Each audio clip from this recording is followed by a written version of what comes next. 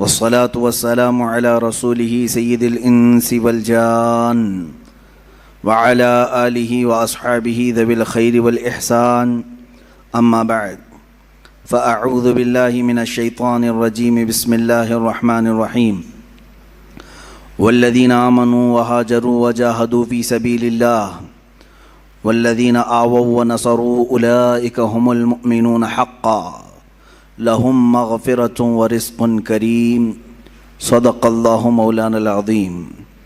بارگاہ رسالت معاب صلی اللہ تعالی علیہ وسلم میں درود پاک کا ہدیہ پیش کریں۔ اللہم صلی علی سیدنا و مولانا محمد معدن الجود والکرم وآلہ واصحابہ الکرام وابنہ الکریم وبارک وسلم صلاة دائمة سرمدا ابدا۔ عزیزان گرامی وقار، مجالس عشرہ محرم جو ہر سال منعقد ہوتی ہیں، ان کا ایک سب سے بڑا عظیم پیغام یہ ہوتا ہے، ان مجالس کا، ان محافل کا سب سے عظیم پیغام، ایک بہت بڑا میسیج سننے والوں کو یہ دیا جاتا ہے کہ حسین اعظم کو یاد کرو، رونے دھونے کے لیے نہیں بلکہ حق بولنے کے لیے۔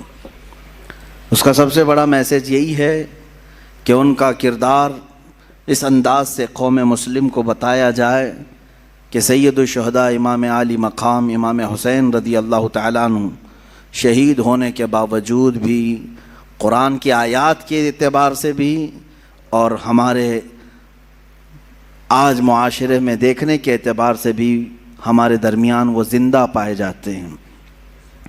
اللہ کی راہ میں جو مارے جائیں انہیں مردہ نہ کہو، یہ تو آپ نے سنا ہے۔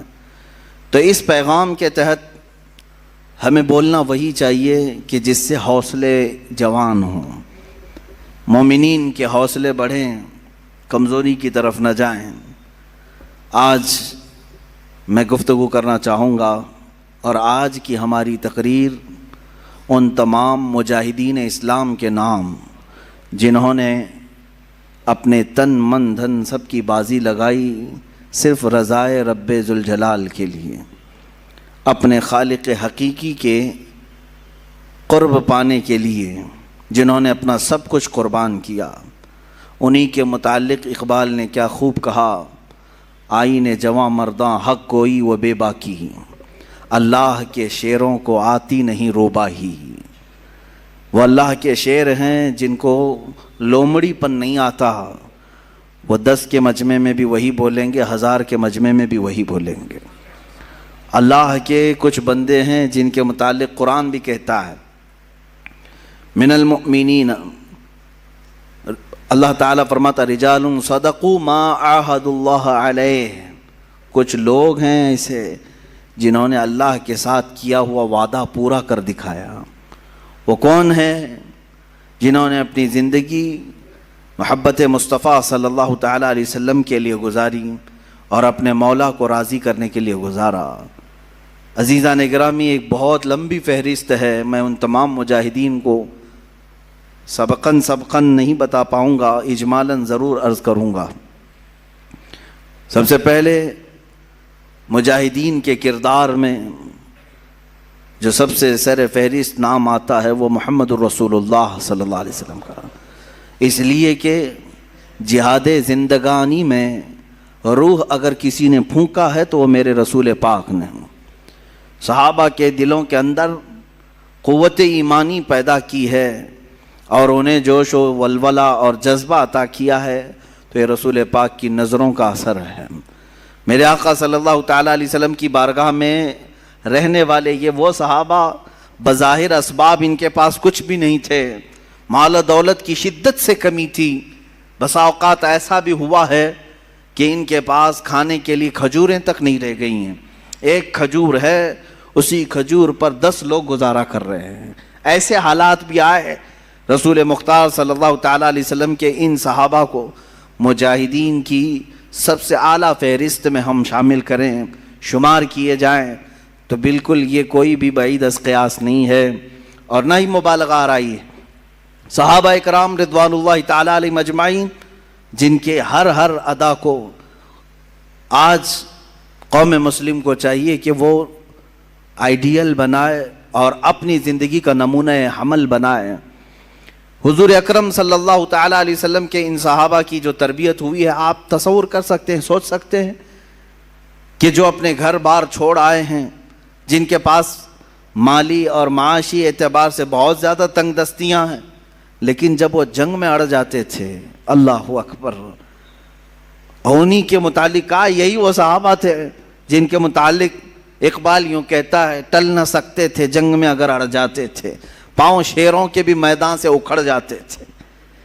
یہ وہ جماعت تھی جن کا یہ نعرہ تھا، تجھ سے سرکش ہوا کر کوئی تو بگڑ جاتے تھے، حق سے سرکش ہوا کوئی تو بگڑ جاتے تھے، ارے تیغ کیا چیز ہے، توپ سے بھی لڑ جاتے تھے۔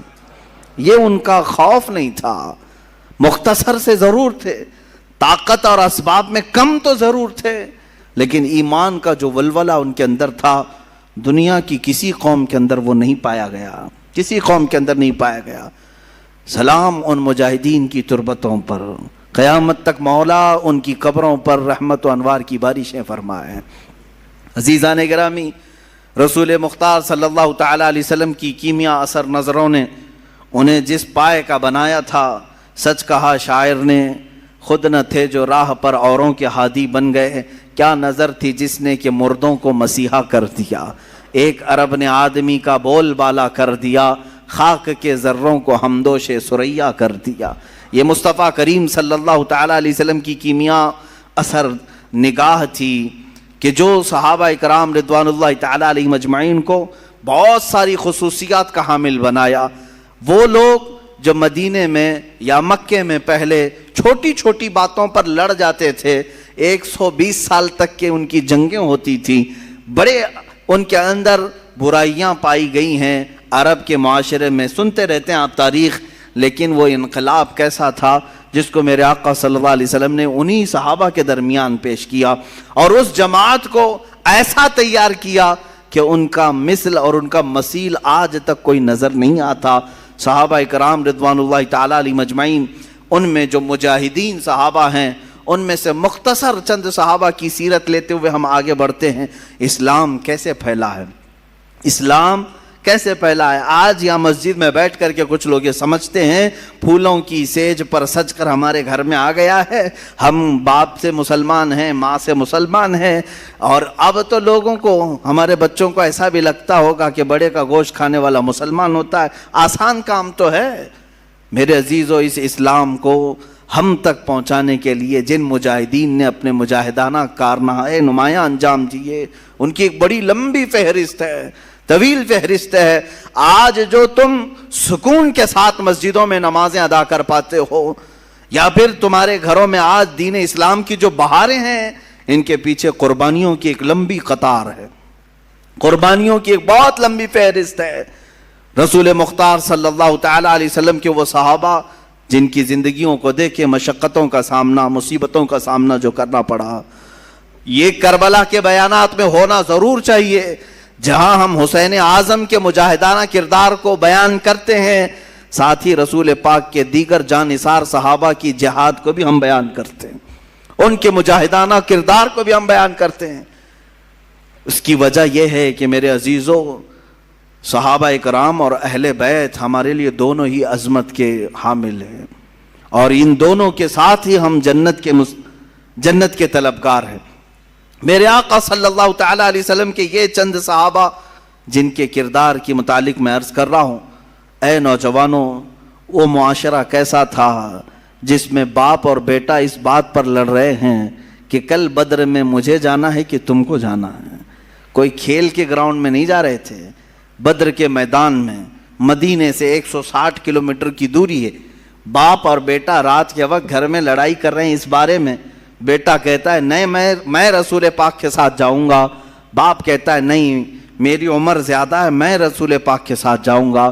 بیٹا کہتا ہے آپ بوڑھے ہو چکے ہیں، جوانوں کی وہاں ضرورت ہے۔ ان دونوں کی تکرار ہوتی رہی، یہاں تک کہ دونوں نے قرآن اندازی کی، چٹھی ڈالی جائے، جس کا نام نکلے وہ جائے حضور کے ساتھ۔ عزیزان گرامی، قرآن اندازی کی گئی، ایک بار جب چٹھی ڈالی گئی تو اس جوان کا نام آیا، دوسری بار ڈالی گئی پھر اس کا نام آیا، تیسری بار ڈالی گئی پھر اس کا نام آیا، तो फिर जो बूढ़े थे, बाप थे, वो झिल्ला करके कहते हैं ये कुरान अंदाजी सही नहीं हो रही है, चलो हुजूर पाक के पास जाकर के हम कह लेंगे। उन्होंने ये सोचा कि मैं नबी कौनैन को मना लूँगा। हुजूर पाक सल्लल्लाहु ताला अलैहि वसल्लम के पास आए, कहा आका कल आप जो जा रहे हैं, बेटे और मेरे दरमियान ये तकरार चल रही है। बेटे ने कहा आका हमने घर में कुरान अंदाजी भी की, अब्बा उस कुरान को मानते नहीं हैं, उस कुरान अंदाजी को नहीं तस्लीम कर रहे हैं। या रसूल अल्लाह आप फैसला फरमा दे। मेरे आका ने दोनों के जज्बे को देखा, जवान भी जज्बे में कम नहीं है, बूढ़ा भी जज्बे में कम नहीं है। यही है आईने जवां मर्दी हक गोई वो बेबाकी, अल्लाह के शेरों को आती नहीं रोबाई। इनमें से कोई ऐसा नहीं है जो बहाना ढूंढ रहा हो कि मैं घर में बैठ जाऊं तू चला जाए, बल्कि वो बहाना ढूंढ रहे हैं कि कोई हम में से आगे बढ़ करके हुजूर पाक का दिफा कर सके, पहरा दे सके।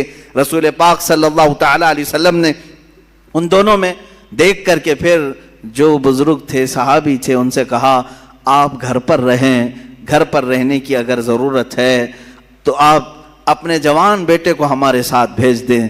मेरे आका का ये फैसला आना था, इसके बाद तो फिर किसी को पर मारने की भी जसारत नहीं होती। लेकिन जानते हैं वो मंजर कैसा है जब वो बूढ़े सहाबी धाड़े मारकर रोते हुए घर वापस आए। कहा ऐ काश ये बुढ़ापा ना होता तो मुझे रसूल पाक के साथ जाना मयस्सर होता। ऐ मेरे अजीजों, यहाँ लोग हीले बहाने करते हैं और बहुत सारे बहाने तलाश करते हैं कि कोई उज़्र तो आ जाए, मुझे बाहर निकलना ना पड़े, मुझे हुजूर पाक की बारगाह में दिफा करने के काम में छुट्टी मिल जाए।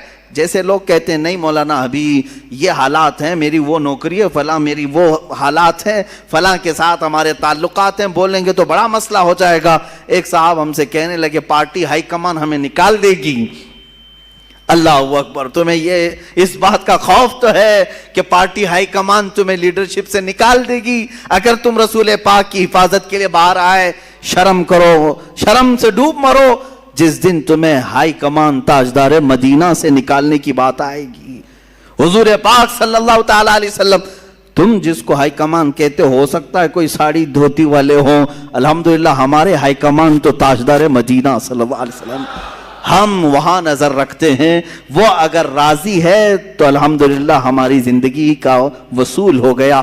हमें करनी है शहिंशाह बतहा की रजा जोई, वो अपने हो गए तो रहमत परवरदिगार अपनी है। हमें सिर्फ और सिर्फ मतमह नजर रखना है मुस्तफ़ा करीम सल्लल्लाहु अलैहि वसल्लम की ज़ात पाक को। मेरे अजीजों, ये बद्र के मैदान एक दो वाकयात नहीं है, एक दूसरा वाकया इसी मैदान का है। दो छोटे बच्चे भी लड़ रहे हैं, 13 साल 14 साल के बच्चे, मुआज और मुअव्विज रदी अल्लाह ताला अन्हुमा। उम्रों में फ़र्क हो सकता है, मैं एक अंदाज़न तखमीनन बता रहा हूँ, लेकिन थे छोटे। लेकिन छोटों पर मैदान जंग में जाने का हुक्म नहीं था।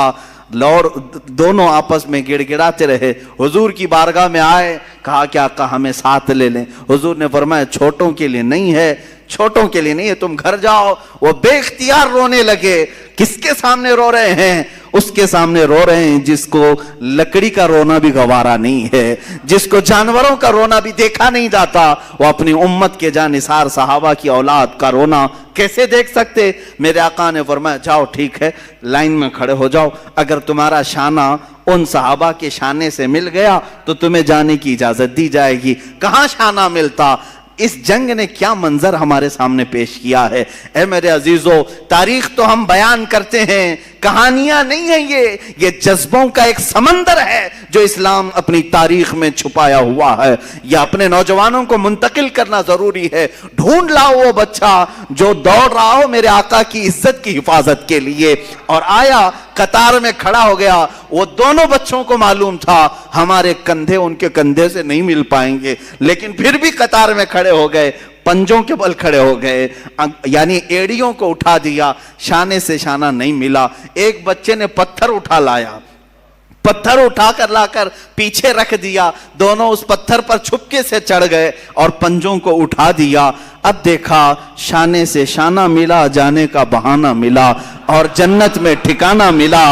इतना ही नहीं, हुजूर पाक से कोई चीज छुपी नहीं है। मेरे आका उनका ये जज्बा देख रहे थे। आपने इजाजत मरहमत फरमाई, جن کا جذبہ اتنا جوان ہو انہیں بدر کے میدان میں موقع تو ضرور ہونا چاہیے، لیکن تاریخ آج تک گواہ ہے، بخاری اٹھاؤ، مسلم اٹھاؤ، حدیثوں کی کتابیں اٹھاؤ، تاریخ میں یہ رقم ہے، اوروں نے اگر کافروں کو مارا ہوگا ان بچوں نے تو سیدھے کفر کو مارا ہے، اوروں نے اگر جہل کو مارا ہوگا ان بچوں نے تو سیدھے ابو جہل